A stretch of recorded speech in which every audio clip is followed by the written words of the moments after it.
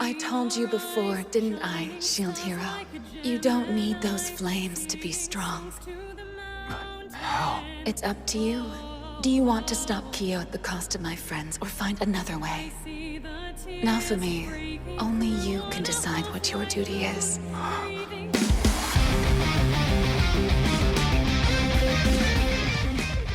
Greetings once again, my friends, and welcome back to Geek News Anime Night, where in this case, we are finally going to wrap up Season 2 of Rising of the Shield Hero, and also maybe Season 1.5.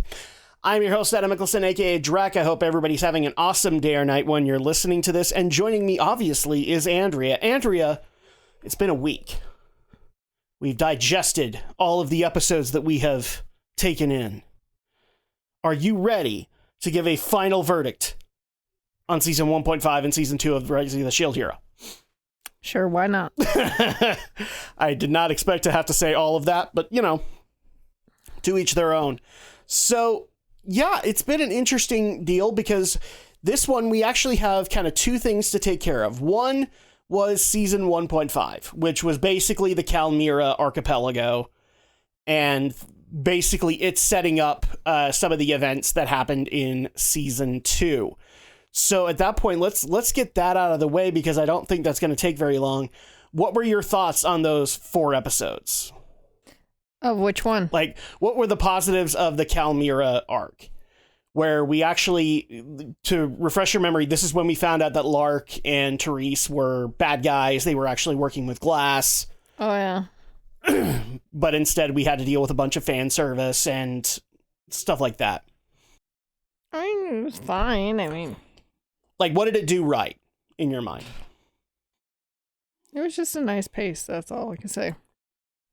Well, what does a nice pace mean? Well, it's been a while since I remember seeing that. I know. I will. So I'll give an example. Like one of the positives that I would actually say Kalmyra had was the fact that it actually did a vacation type episode, except in this case, kind of crunched down into 4. I actually think it did a legitimately good job of being able to say, okay, well, this is the whole premise of Shield Hero as a series, but also we're going to go on vacation kind of thing. And if I was going to say that there was a negative to it, the fan service. I don't need philo fan service. Why philo fan service? Because that's what that was. Trying to put her in an overly skimpy swimsuit, and yeah. Plus, considering what we're about to get into with Season 2, I do think that this actually set up some interesting development for Lark, Therese, and Glass. And Risha to some extent, but yeah. Well, we'll get into Risha once we get into Season 2. Can you think of anything bad that it did? Was this also, or was this before the Spirit Tortoise? Yeah, this was before Spirit Tortoise. I mean, yeah, it was nice, like, well, you know, they probably had their their wonderful battles, and then it's like, okay, let's just take a moment to just enjoy, do some grinding, get some materials. And that's what I was saying, is like, considering that this is what the series is about, it's actually a cool vacation arc. Because it's not necessarily just a vacation. They did have to go to level, kind of thing. And I also do like the fact that the Shield Hero was still more important than the other 3. Oh, yeah. So... And they thought they met some nice, wonderful party members that they can join in. And they betrayed them. And then that was sad. And they did that, but... I mean, in the long run, not every party member betrayed the Shield Hero, because eventually Risha became a party member. And she didn't betray anybody. If anything, her previous party betrayed her. Uh-huh. But considering that what we walked into with Kalmyra, it actually wasn't horribly... It wasn't bad.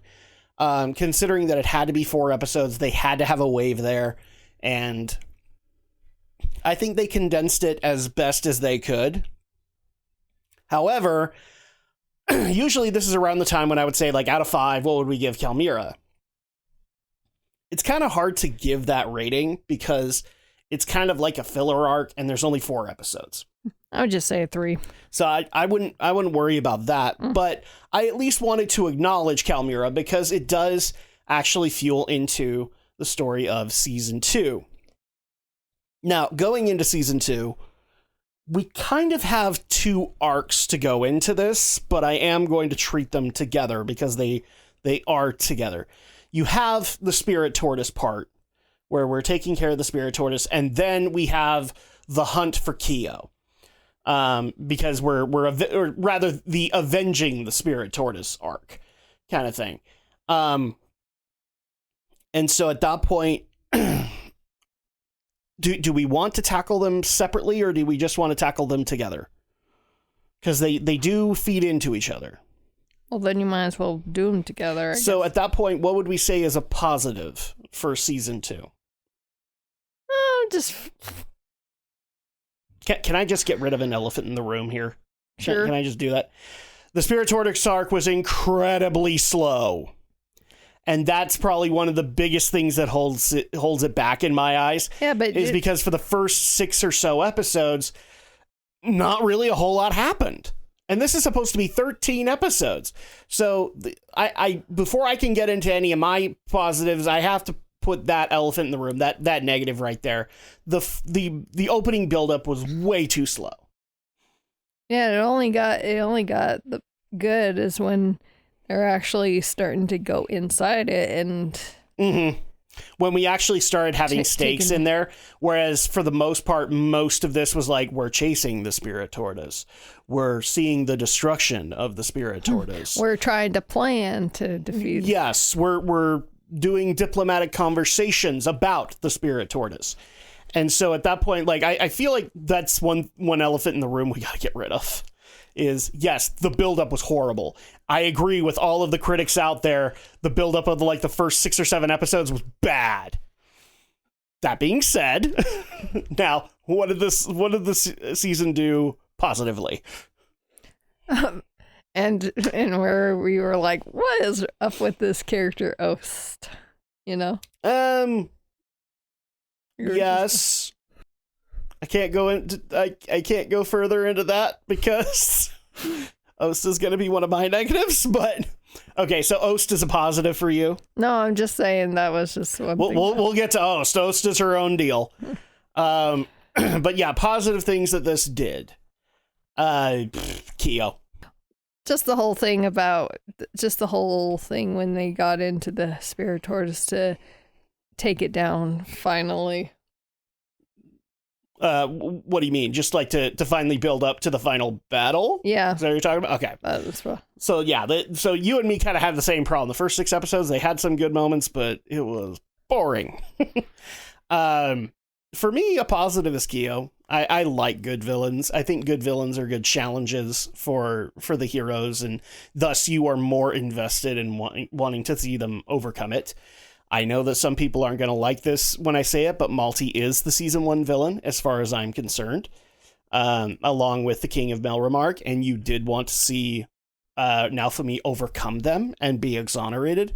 The same thing here is that, the whole premise of Kyo is that he does not like that the shield hero is, in his perceptions, trying to one-up him. He's trying to say he's better than him.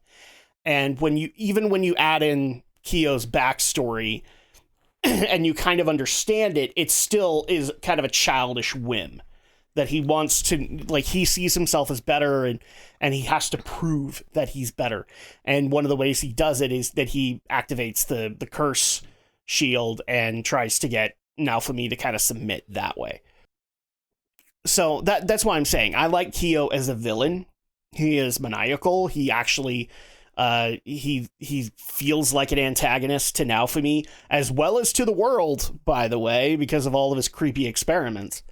So yeah, I'll say that Kyo is a positive. What's a positive for you, Andrea?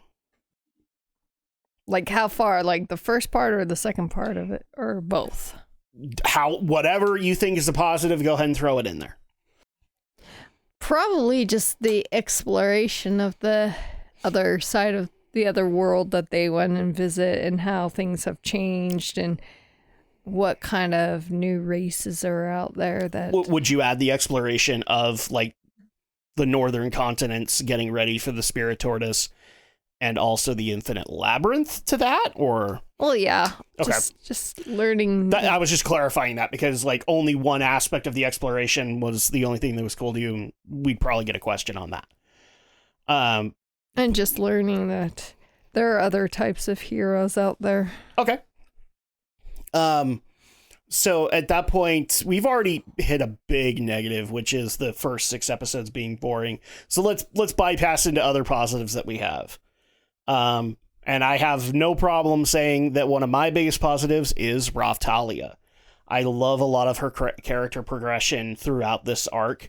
You know, a lot of people would say, like, what character progression? She didn't really change. She didn't. But the fact that she was given a greater mantle and she got proven that she can be the Shield Hero Sword without having to have a slave crest attached to her chest, and the fact that now she is the Katana Hero, I thought that was actually really good development for her, because now it's not that she's just his sword. She wants to stand with him as an equal, which is is actually a development for her.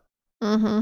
Because up until that point, like, remember, this is the girl who basically said, oh, Risha, the reason you're not figuring this stuff out is because you're not as attached to Master Naofumi as I am. And so at that point, we got to get past that. And the funniest thing is, the only one that has a shield crest anymore is Risha. So there you go. But yeah, I love Raftalia's development. Raftalia has been a personal favorite from season 1 as well, but a lot of people might say, like, there really isn't anywhere to go with Raftalia, and they found a way. They found somewhere to go. What's another positive for you?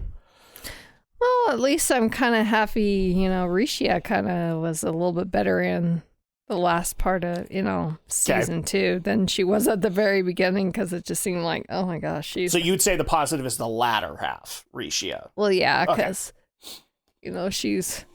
Even though she has her moments where she still seems like that whiny person, but she... You've tended to like Risha a little bit because of the I'm guessing the resemblance there, because she's shy and not very outgoing, and so at that point the fact that she ends up with a lot of power is probably a cool thing to you, right? Oh yeah.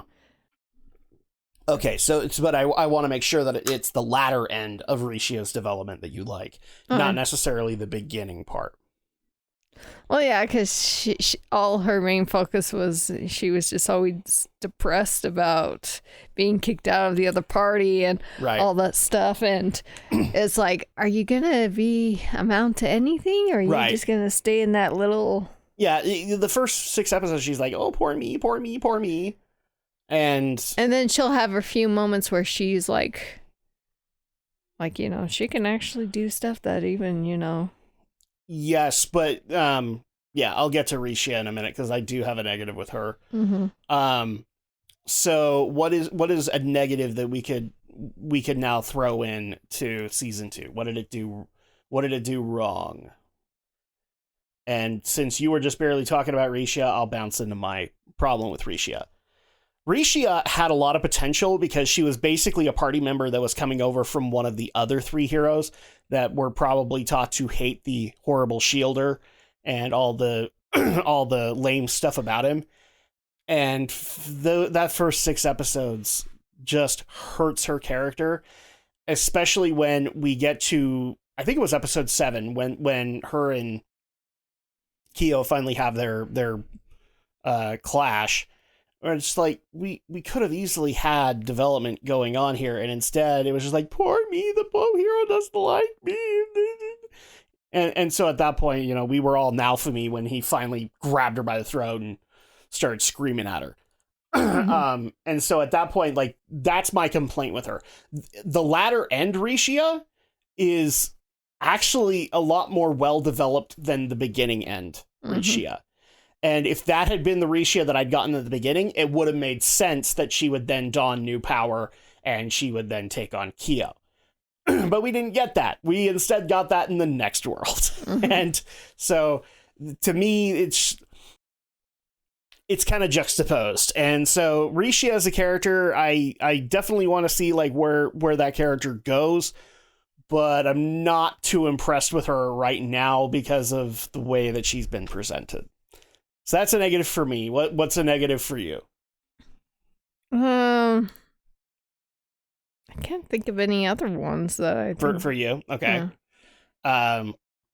All right. So then, at that point, let's get into other positives. I mean, I guess the only other negative is it's just too bad you didn't get a lot of more backstory of, what was her name?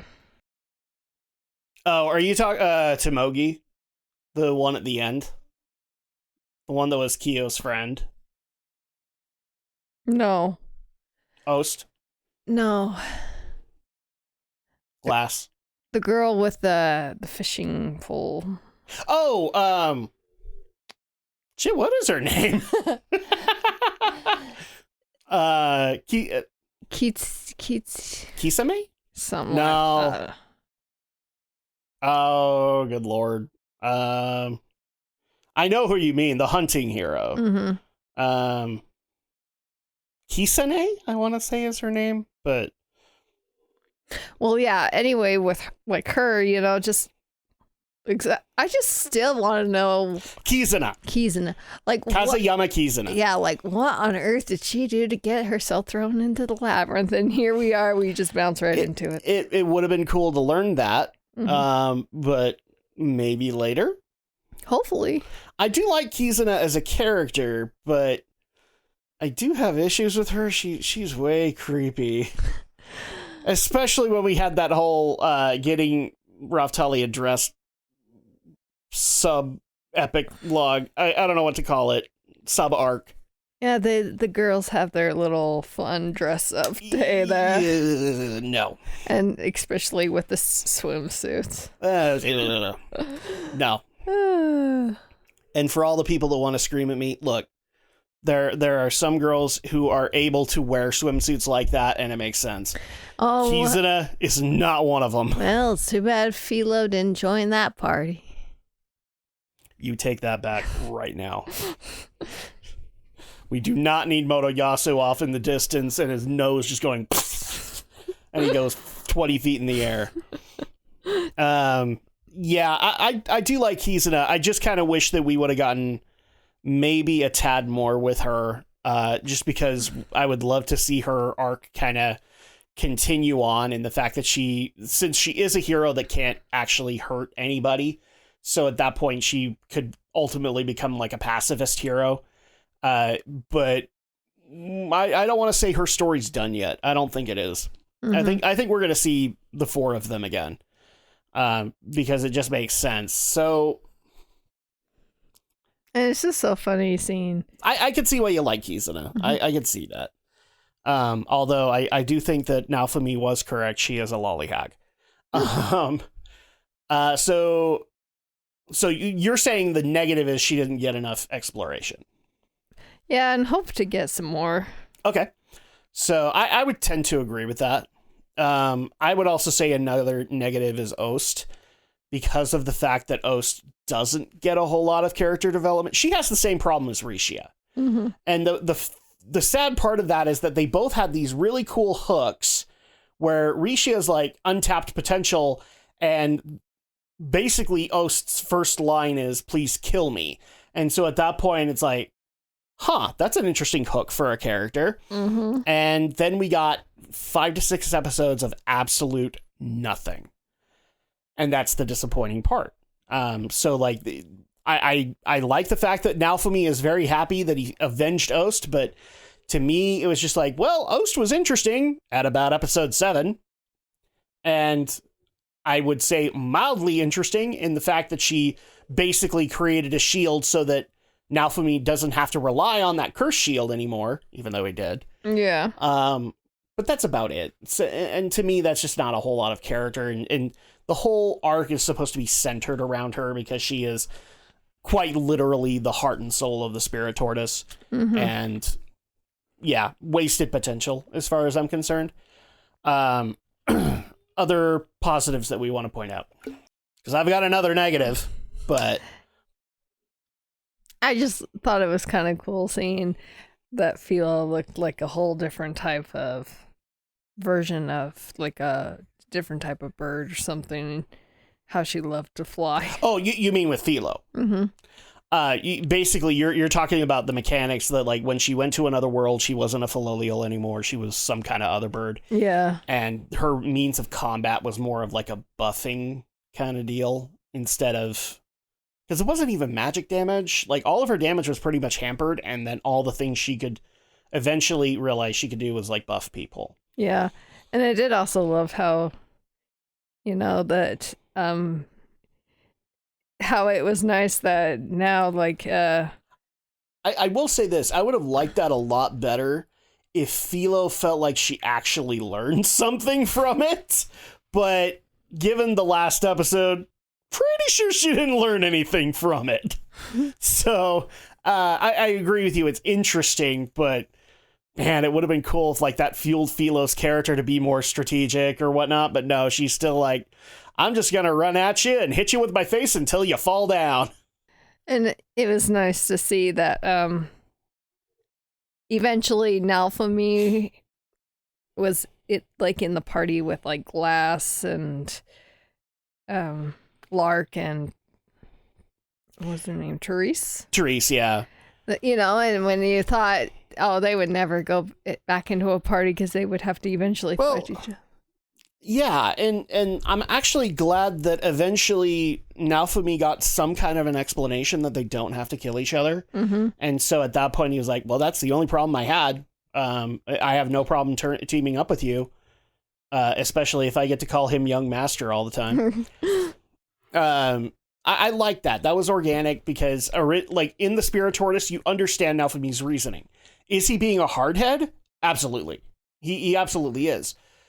Because at that point, their deaths don't really matter, but I do like the fact he got that resolved, and he immediately held true to his word. I don't have a problem teaming with these people. I just didn't want to have to kill them later. Mm-hmm. So yeah, I agree with you on that. I think that was actually good character development for Nalfami. Other positives for me. The whole banter between him and Lark. There's a lot of good banter in there. So I did like a lot of that. I did like the fact that when it comes to the other three, even Kizuna was on Nalfami's side and saying, well, that was stupid. Man, you should have talked. I love the fact that she said, you should have talked to me first. Well, they didn't know where you were, Kizuna. So how could they talk to you? But I did like the fact that even she looked at that concept and said, yeah, that's stupid. So. And it was just so funny seeing the whole Castaway parody of being able to see the what she was doing during that time. Yeah, that was helpful. Cause some people are gonna say that it's mean of me saying this, but you're isolated on an island for who knows how long. Are you gonna tell me that the thought of killing yourself doesn't come up just to end this torment for you? And I do like that concept. Mm-hmm. I also do like how it ended, where she just basically decided against it and kept living. So, yeah, I'm actually happy with what they've done with Kizuna so far. But again, I do want some more development on her end. I also did like the fact that once we got to the other world, we got to see not only kind of its internal politics, but also how Glass, Therese, and Lark fit into that world. Because we got the explanation of the races, as well as, Lark being the young master. And also to some extent the boat hero, and I want to say Baphomet, but that's not the name. But you know who I'm talking about. Oh yeah, the rabbit. Yeah, I like that concept. I kind of wish that Philo had met him, and maybe he would have been able to impart some wisdom, because they kind of made it sound like he was Ethnobalt. That was his name. I kind of wonder if he could have given some wisdom to Philo, because he's basically like the Philolial queen of this world, and that might have been something to carry Philo on, but not really. None of that happened. Okay, I'm gonna get the other elephant in the room taken care of. Tomogi. What a waste of space of a character. She was only there the last two episodes and did nothing for the plot, did nothing for the epilogue, and I hope we never see her again. Tomogi was am I wrong? Tomogi was a waste of space. And actually, in some cases, hurt Kyo as a villain, because yes, Kyo would manipulate people, but they already were showcasing that with what's his bucket's entourage, and the fact that he basically made them chimeras. So why did you need Tomogi in there? Aside from introducing the fake vassal weapons that blow up. Yeah. Yeah, Tomogi was a waste of space, and that And the way she, and that kind of goes into some kind of my overarching problem here. There are a lot of characters that mean absolutely jack crap for most of the series or at all. and not to mention, she wants to go and avenge her. You know, she wants to go after the party, and it's like, are you gonna expect to just think it's fair? Like, you're gonna fight and wanting it to be fair, and you should know you're gonna be up against everybody. So why are you complaining? Yeah, so I don't like Tomogi, and I would say like a lot of the complaints that I have with her are the same complaints that I have with Rishia and Ost in the beginning, where it's just like, do these characters mean anything? Because chop chop, we got 13 episodes to get through, and so at that point, if characters are not there to have some kind of an arc going on, then I'm not interested. So moving on into kind of the next portion that I want to get into, we have some existing characters, and so they actually did go through some development. Would we say that one character's development was better than the other? So at that point, like I'd made the example that Raftalia went through some development. You made the argument that Naofumi has. Would we say one was better than the other to go through? Yeah, I think. Well, which one was it? Oh, I can't remember. Let's do it this way. What did we think of Naofumi's development in this season? Well, at least he's been a little bit more open-minded, and not like totally closed off to the world, and He's still pretty closed off. Well, yeah. He didn't like having to deal with the generals. Well, that's true, but and then he also didn't like having to deal with all of the politics of the new world that he was in. But I think that's just kind of his character. He's a stubborn, what's the word I'm looking for? He's a stubborn introvert. He doesn't really, he still kind of has that viewpoint from season 1 of not getting attached. that's true. But I will say that he is getting better to some extent. Like, he is learning to trust people. And I mean, we brought up the whole concept of of his approach to Therese and Glass. But if this was season 1, he wouldn't have reconsidered near the end of it. He actually, he made it very clear, like, this is his position. Mm-hmm. So I would say the development for him has been fairly interesting, especially in the concept that he doesn't need the curse shield anymore, whereas he kept on acting like he still needed it. But now that he has access to this spirit tortoise shield, he doesn't have to worry about it. Yeah. What about what do you think about Raftalia's development in this? Well, I'm probably the same as what you said before. So Okay. Do you like the fact that she became the katana hero? And yeah. Okay. Is there anything that you would have a disagreement with me on with Raftalia? No. Okay. What about Philo's arc? Philo didn't really go through one. I don't think so. Not yet. No, because Philo is Philo throughout. I think the only thing we got as a development was she got separated from Naofumi and got put into slavery. And then it didn't really stay with her that long. she did have that one night where she didn't want to leave Naofumi's side, which makes sense. Mm-hmm. But then after that, she kind of just brushes it off and doesn't really talk about it again. So, I hate to be the guy here. Considering that Philo's a main character, I don't really think she had any development.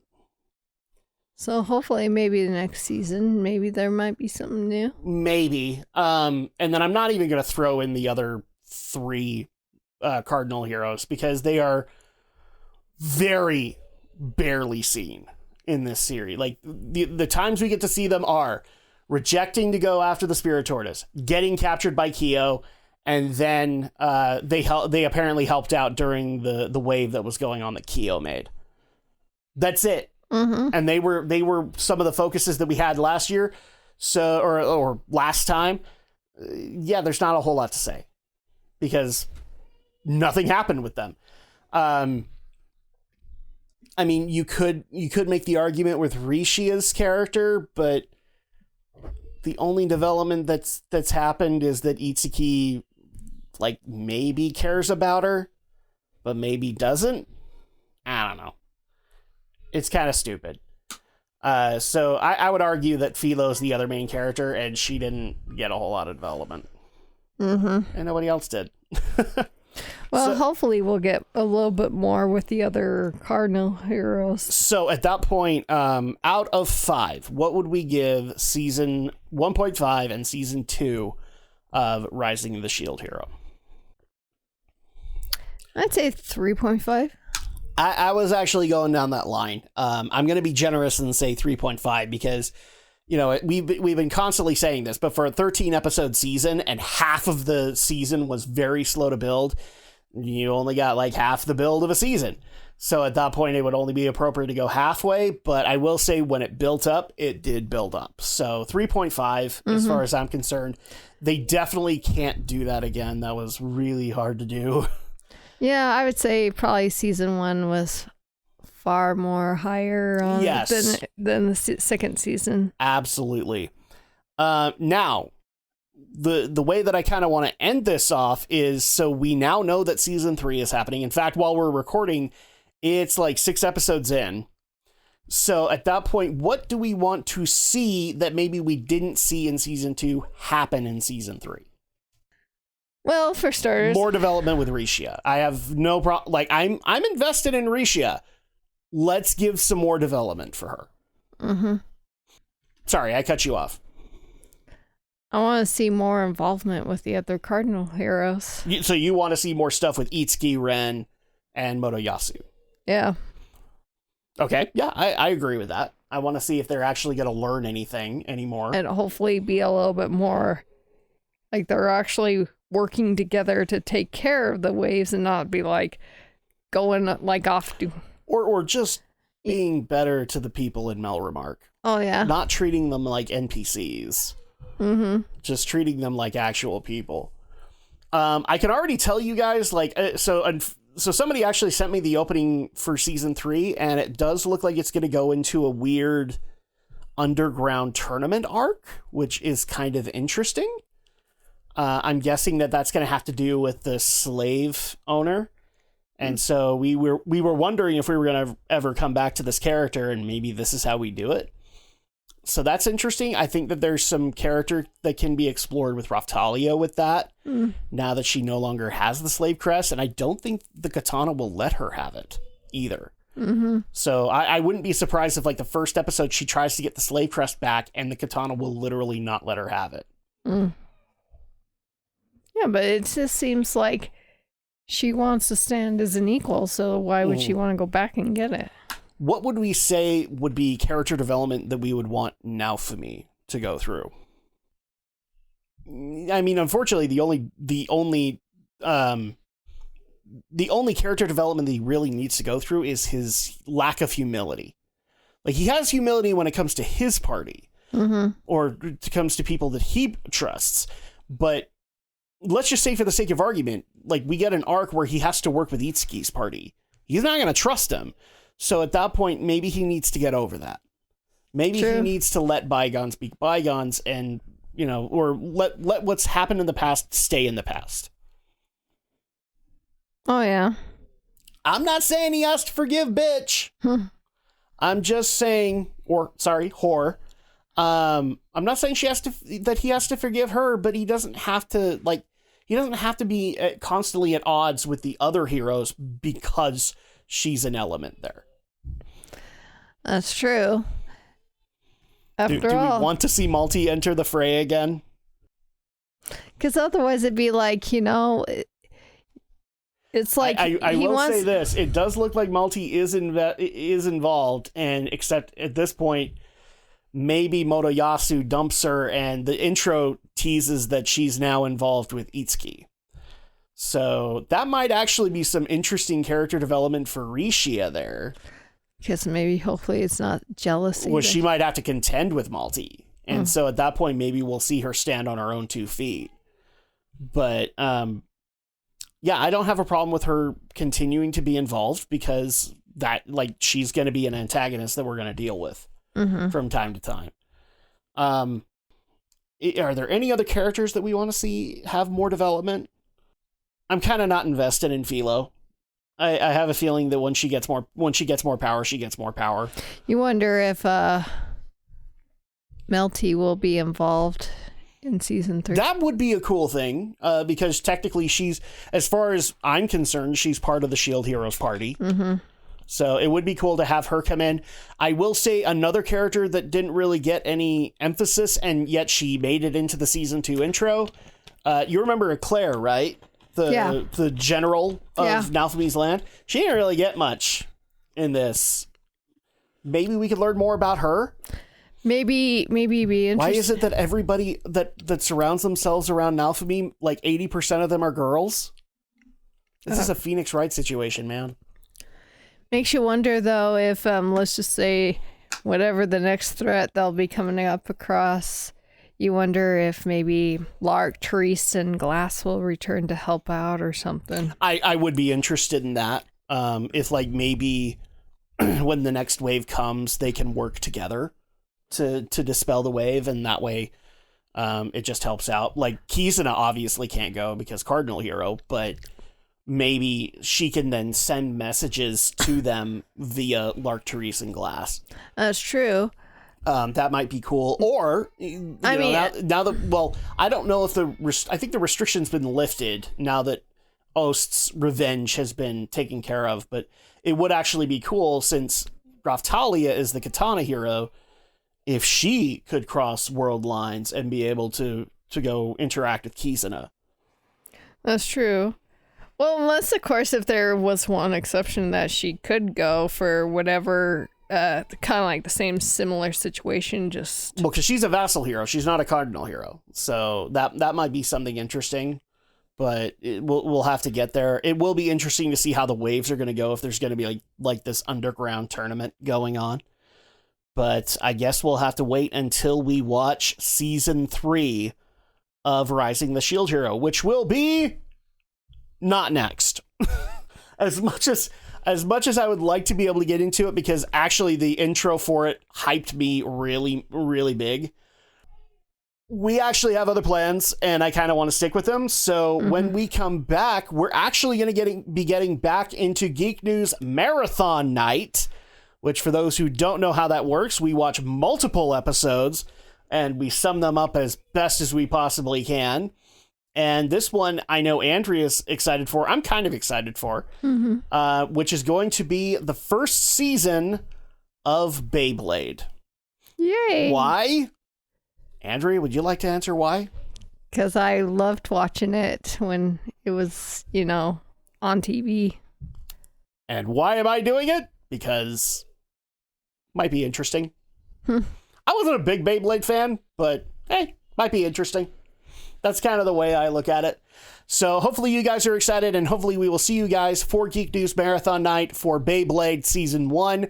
When we come back after that, who knows? We'll obviously let you know. But in the meantime, thank you so much for your continued support. We definitely do appreciate it. If you guys want to know what we thought of Season 1 of Shield Hero, because we keep talking it up, you guys can check that out now, as well as being able to check out our thoughts on Season 3 of Fruits Basket, as well as very crunched down opinions on Seasons 1 and 2. we will get back to those eventually. Or you can also check out, because we just barely did a review on the Sacred Star of Milos, you can check out our reviews of Full Metal Alchemist Brotherhood, which Andrea watched for the first time. Mm-hmm. So thank you so much for your continued support. If you're watching us on YouTube, remember to like and subscribe. It goes a long way to be able to help us out as far as the algorithm and being able to get other videos checked out. So it definitely helps us there. You can also help us on various podcasting platforms: Apple Podcasts, Google Podcasts, Amazon Podcasts, Spotify, and Player.fm. And we will see you guys next time for Season 1 of Beyblade. Can I say it? Can I, or do you want to say it? Yeah, we have to end it. We have to end it this way. Let her up!